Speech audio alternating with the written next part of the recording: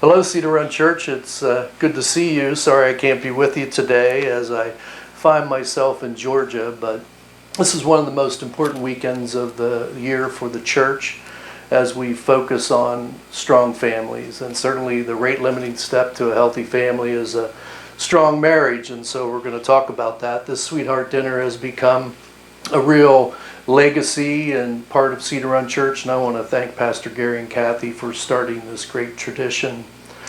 Yeah, marriage, as we talk, the mysterious decision of a woman to give up the attention of many men for the inattention of one man. There was a line of men standing in front of the pearly gates waiting to get in, and there was a sign overhead, and it said, "For all men who have been dominated by their wives all of their life." And the line was exceedingly long. Then there was another sign, and it said, "For men who had never been dominated by their wives." And there was one lone guy standing under it. So St. Peter came over and said, "What are you doing standing here?" The man said, "I don't know. My wife told me to stand here." Marriage.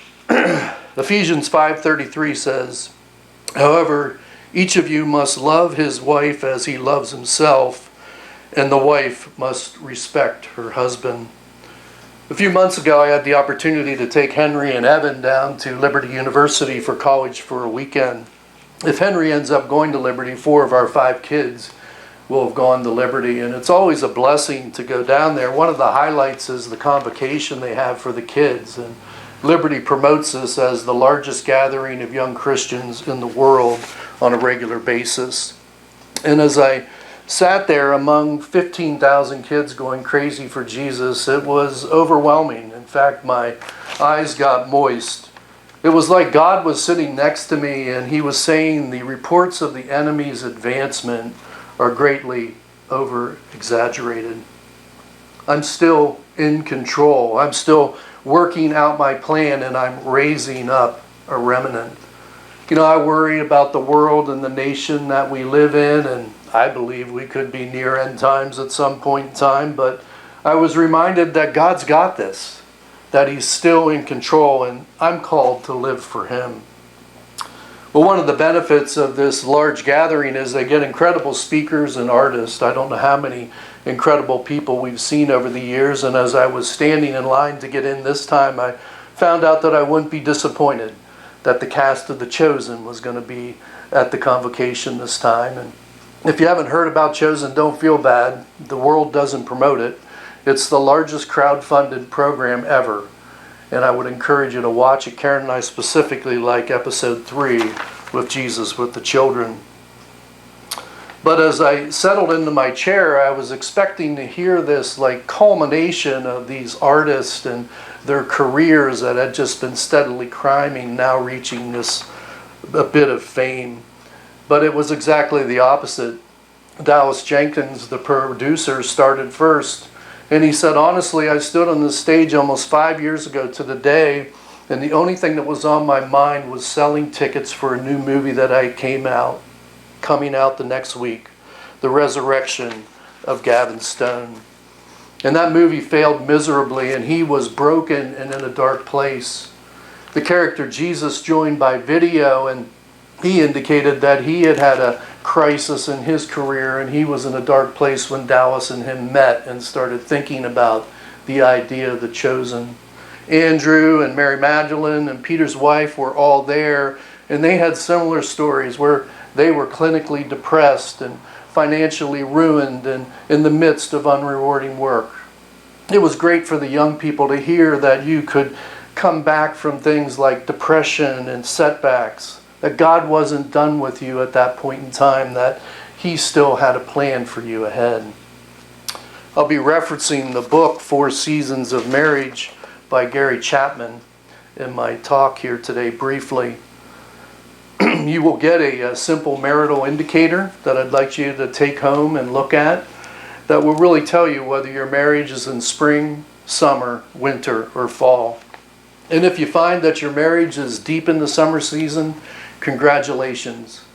But I'm sure you could attest, like those characters of The Chosen, that it just wasn't a steadily growing marriage over the years to reach that point, that there were setbacks, there were seasons of winter and fall. But you stayed together. You focused on not just surviving, but thriving to go the distance.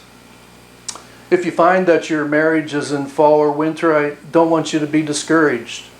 Report of the enemy's advancement in your marriage is over-exaggerated as well. That God who put you together isn't finished with you yet. And what he began in you, he will see through to completion. You know, love and respect is where the rubber meets the road for a strong marriage that's in the summer season. Yes, women need to be respected and men need to be loved, but the depth of love for a woman and respect for a man are deep waters. Gary offers 7 strategies to enhance the seasons of your marriage and the time together. And I was going to hit on one, but as I get to that one, I just want to hit a couple in passing. And number 2 for him is choosing a winning attitude. He said that nearly all the marriages in his marriage counseling office that are in winter, both people have negative attitudes and are blaming the other. And it's a reminder to all of us to consider the attitude that we're bringing to our marriage. This isn't just the power of positive thinking. It's bringing a godly attitude to the most important earthly relationship that we have. Secondly, to speak our love language of our spouse. He does write the book, The 5 Love Languages, and I can't tell you the number of men who I knew were going to really double down and try to work on their marriage and spoke their own love language but not their wives, and didn't produce the results that they had hoped for. I predict that you could understand your wife's or husband's love language in about 20 minutes. And next is joy in seeing your spouse succeed. Last year when we were together, we talked about halftime for couples, that the prevalence of gray divorce, people well deep into marriage getting divorced in the current world that we're living in, and that we needed to find a second wave, a new life of purpose. If you haven't had a chance to look at halftime for couples, I would encourage you to do it. But today I want to focus on the awesome power of emphatic listening. So as the men reposition in their chair, you know, I've noticed here at the hospital we have a mile walking track, and I get on it when I can, and women that are walking the track are always in groups. And every once in a while when a woman is by herself, she's usually talking to somebody on the phone. But men, when we're out there, we're always alone. And so the truth is that women have the advantage in this topic of emphatic listening, because they have more practice at communicating. But I will tell you that there's lessons for both men and women on this topic.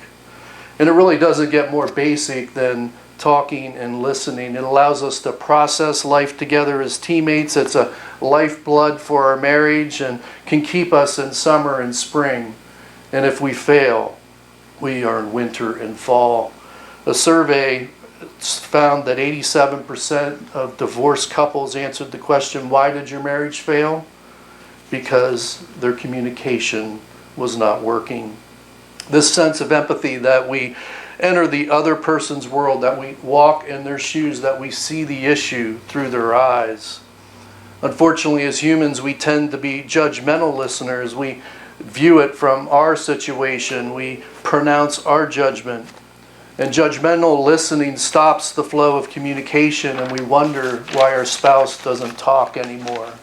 That we would leave this egocentric listening, seeing things through our eyes, and enter into emphatic listening through our spouse's eyes. He talks about 4 key things to do for emphatic listening.